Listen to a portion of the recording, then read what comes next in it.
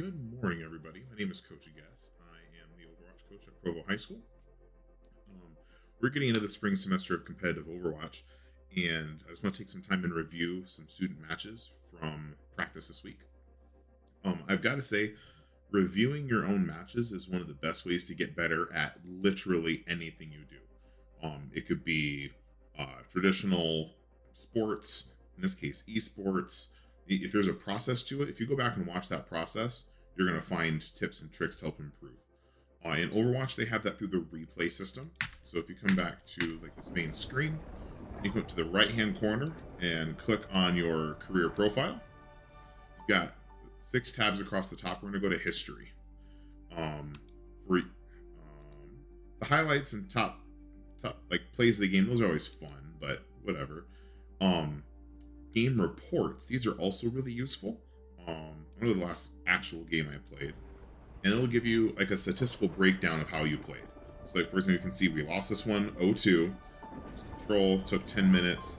I had 10 elims and 7 deaths. I was not playing well as Junker Queen. And then you come over here to the teams, you can see the scoreboards. I'm wondering if these guys got actioned later or something. They deleted their accounts. Anyway, you can see the scoreboard, and then you can also see your personal stats. And the stats that are available change based on what heroes you play. For Junker Queen, your Jagged Blade accuracy is pretty important.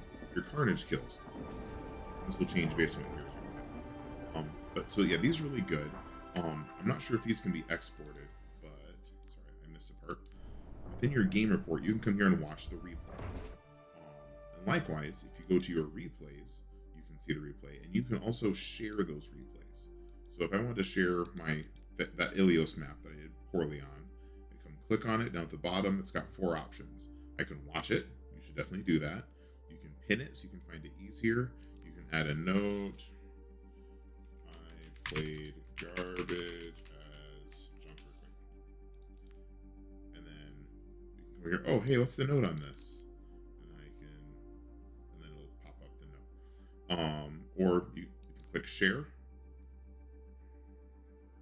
It'll generate a code in the game that will last until the next content patch. The one weakness of this replay system is with Blizzard patching this game about once a month, those replay codes are only good for about a month. So I've got to be better at getting through these faster.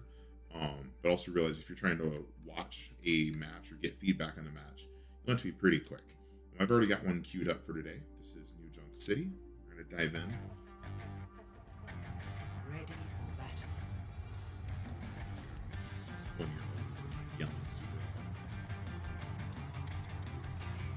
So we've got 2 teams, internal students.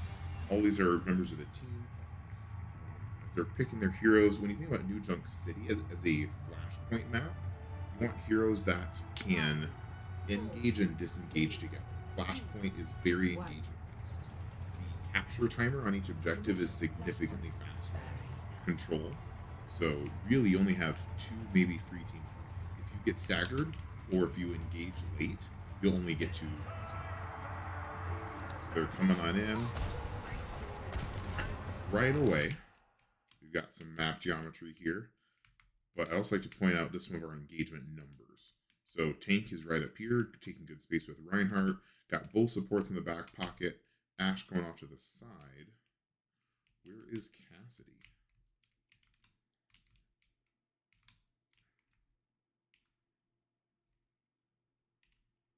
What? I am genuinely lost. Where is Cassidy? Let's come over here to... Ooh, back in spawn. Yikes. So, oh, not that one. There we go.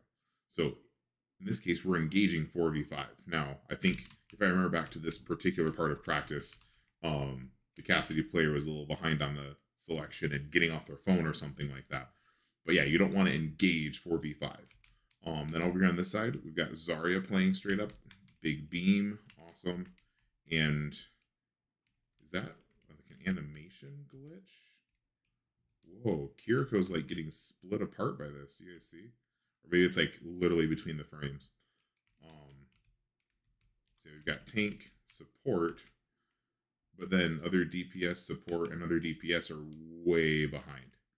So really, instead of like a 4v5, it's a 4v3 with some imbalance between the two teams. You always want to engage at the same time. Now, some people will misconstrue that and say that all 5 people need to run up here right behind Reinhardt and push in. You can do that. That is one viable comp.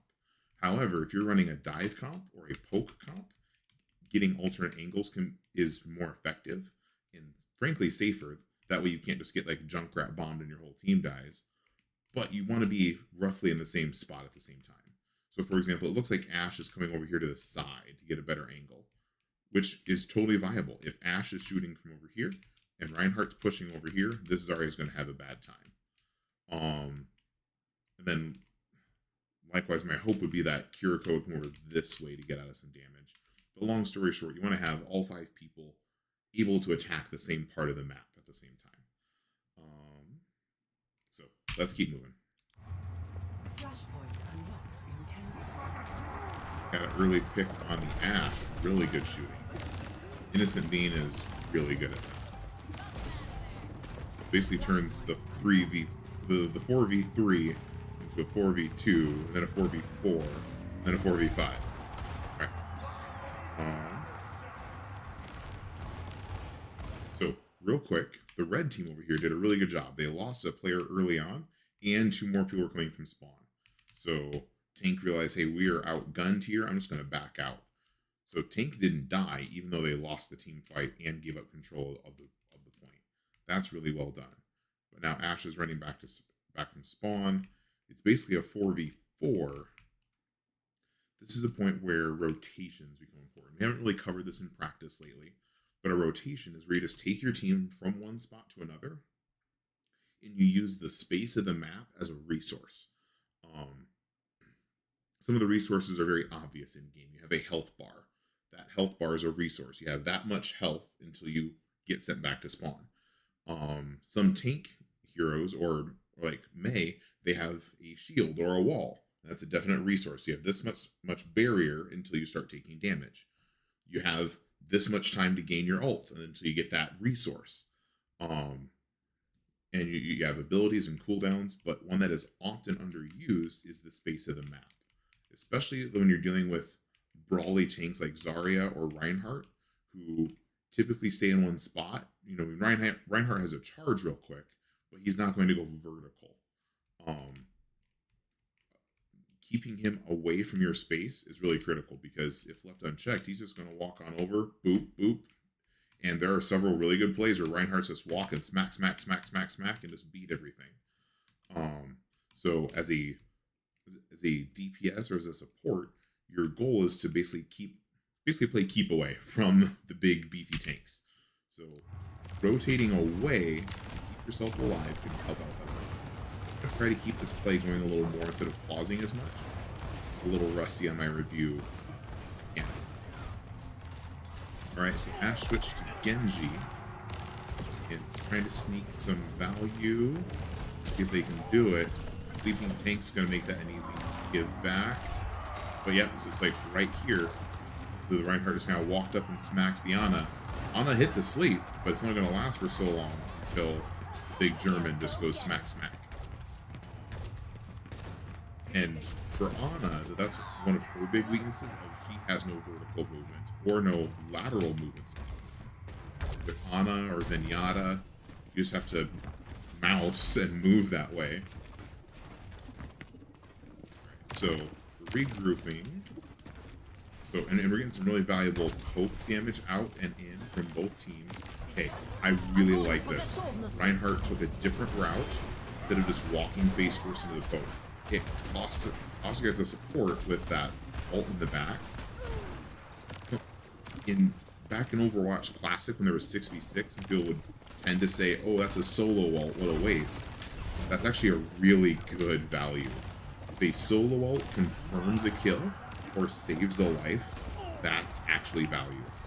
It wasn't the value they needed, because blue team still made it to the point with all 5 people. But a solo ult is value. And that alternate route from the Reinhardt, just taking it a different way, again, that's using the map and the space as a resource. if I go this way, my health stays here. As a first-person shooter, the whole name of the game is don't get shot, right? So if you make it harder for them to shoot you by taking a different path, it gives you an advantage. Oh no! Don't let Zarya walk in the back line. Oh, okay, that's a 5-player shatter. 1 sleep, almost. 2. Okay, so yeah, that's good value. 3, and again, that's where this, again, using the map as a resource. Where are we going? So another thing to point out is, like, on maps like Flashpoint, regardless of what you choose to do it together. So in this case, they chose to stick around and eliminate the remaining players, which is valuable because it sends them back to spawn and gives the blue team a time advantage getting to the new point. However, the most frequent mistake I see on Flashpoint maps is where half the players decide to go to the next point and half the players choose to stay. That typically will result in a team wipe and a team stab. And again, if you get staggered on this map, oh, that's a nice one. But if you get staggered on Flashpoint maps, you're going to lose an entire team. Oh man, Red just popping off and taking the point. This is also really good placement. You only need 1 player to cap the control point. Ana's perfect for that. So using her range to extend power so that the other 4 members of the team can go out and finish the fight, that's really well done. One thing I would say immediately, though, is instead of sitting here on the point, come up here to some high ground. Or even come up here to this high ground. Having the high ground means that a Reinhardt or a Zarya can't just walk up to you. As it is right now, this big, mean, evil Reinhardt can just drop down and run up here on the point and smack your Ana. So, as the Ana player, I would take that initiative to find, am I as safe as possible? Kiriko gets a little luckier, but again, you can find space where it takes a movement cooldown or 2 to get to you. That's even better. Alright, so now we're getting some ults used. Okay, so another thing I noticed is once the fight was lost, you didn't really invest any ults, even though red team had 3 ults to use, didn't use them. If you can use them to keep people alive, great. Or maybe to clutch like a 4v5, but when it's 3v5 or worse, yeah, don't waste ults into it to try to do a superhero clutch, unless it's like final overtime and you'll lose the map. So now we're using 2 ults. Oh. Down goes Kiriko. Yeah. Truth be told, Reaper in a Kitsune rush is low-key terrifying. I would also add a Winston Primal Rage in the Kitsune rush. Equally terrifying, because it's just primal melees left and right, just throwing people everywhere. Alright, Doomfist on point, going for a cheeky boop. Didn't get it, and then, yep. So, using the range of Kiriko to... Oh no, is that a self-Suzu? That resource might be valuable later. Okay, it worked. Almost worked. Here comes the mean evil Reinhardt. Yep, just walked into the back line. Then... Okay, this is a spot where a clutch ult could help, because like if you can get one of those 2 and then turn it into a 1v1, that's a good option. It didn't work this time, but reasonable clutch attempt. You're only down 1%. Alright, blue takes map number 2. Red Genji's kind of off in... Yep, okay, good call. Good call. Alright, so red team, we're together, but we need to go to the new map. So, I call this run and gun, where you're moving and shooting if you can, but your goal is to move together. Where the... Oh, okay, perfect. Yep, that's a good catch.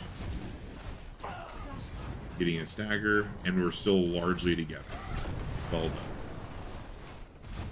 So junk, you can get some poke damage here. but make sure they're not out of position. Defensively, okay. Do with blue.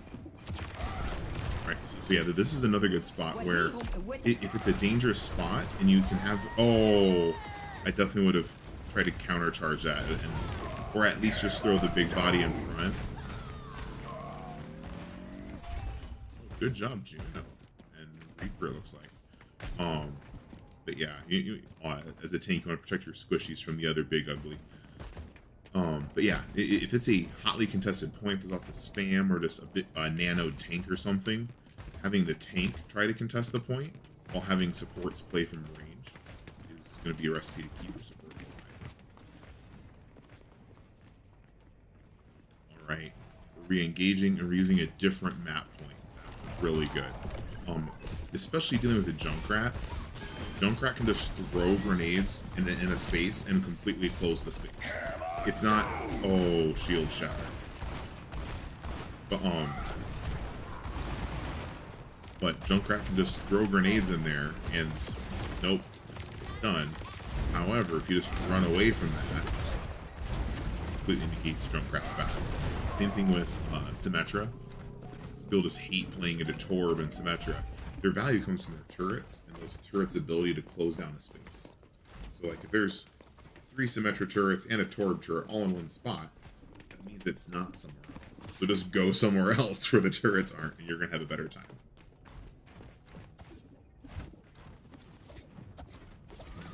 It's high noon.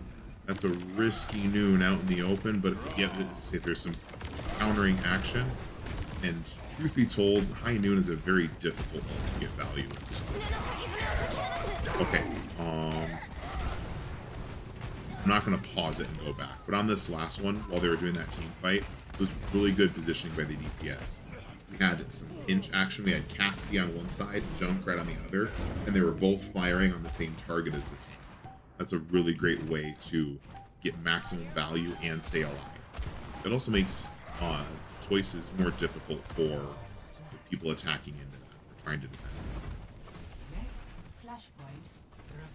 So some run and gun, and then yeah, this was clearly a choice that was made of, hey, I don't have my full team with me, so I'm not going to engage in this fight. You know, maybe yeah, like a little Juno pew pew. But trying to stay together, and if you can pick a fight that's on your advantage, go for it. But if not, just disengage, stay alive.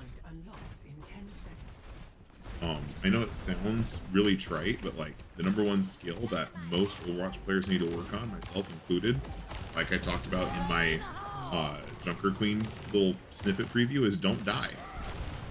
The team who dies less usually wins. There are some exceptions to that, like if someone was hard countered and they fed a lot and then they got better and didn't die anymore. Again, yeah, I'll say it. But again, whoever dies less tends to win. Alright. So we got blue with a cap, red with a regroup. Okay, so poke damage, it's good, it's valuable, especially if you can do it at a either low or no risk. Very quickly though, especially like when you're playing new opponents for the first time, you also got to gauge what your poke threshold is. One of our later sessions, we'll see a really good Widowmaker player, and in that case, you cannot poke.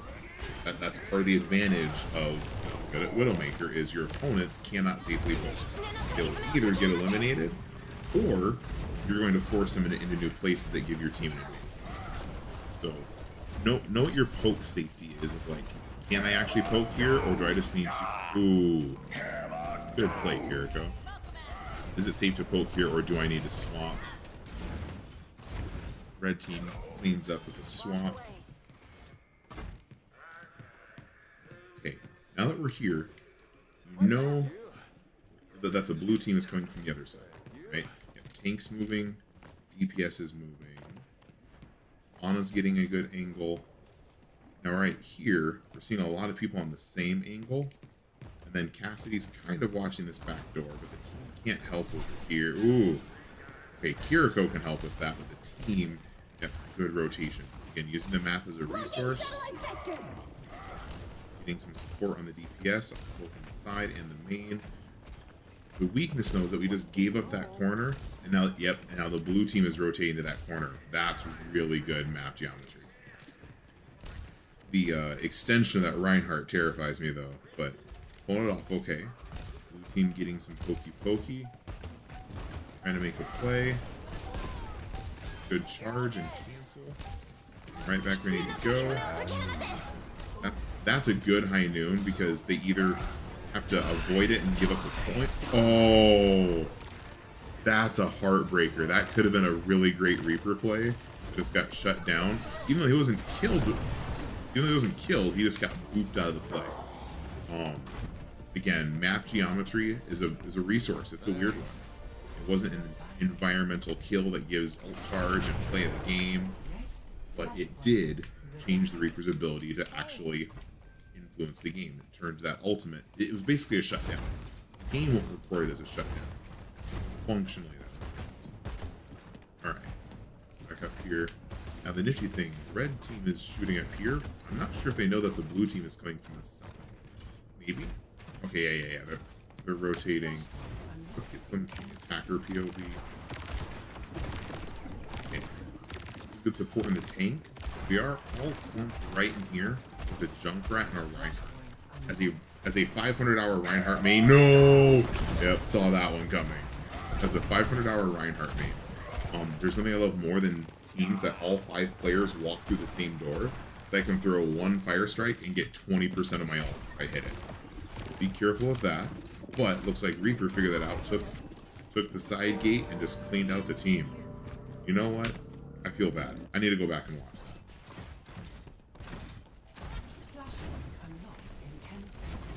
There's Reaper.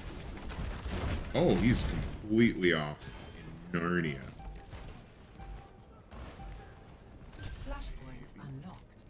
Maybe. Ana's already low. That's a good retreat to try to get that. Then Reaper's gonna win the 1v1. Win your duels. It's good for you. Then come over here, clean up the support and the junk. And okay, even without the team, should have been able to clean up that Ana. But and honestly, that's what we'll call a hammer and anvil, where you've got the hard side and the other one they just kind of punch together. Really good work on that one. All right. So last point for the whole map, because it's at 25% now, that really means you're only going to have 2 solid team fights to win it. So the goal here, as you're looking at your ults, is to use 2, maybe 3 ults to keep this once you can like wipe them, and then try to build 2 or 3 ults. And, okay, got the tank. You don't have to use. Yeah, if you don't have to use ults, even better. Oh, that's a little recklessly brave. Okay, got away with it. Typically, when it comes to extending out like this, you want to leave that to DPS. DPS can have a lot more mobility than tanks to project power. So, at this point, once you get to 80, that's not a safe bet yet. Because again, see, a Reinhardt can just charge the point, do some stuff. Oof. Oh, miss shatter. That's a heartbreaker. Oh, and a miss sleep. Oh man. And you know, despite all this strategy, Overwatch is still a first-person shooter. So shooting the shots, shattering the shatters, that's all really important. Anyway, good first map. I want to pause the stream, upload this video, or get this video uploaded to the Discord, and then I'll be back.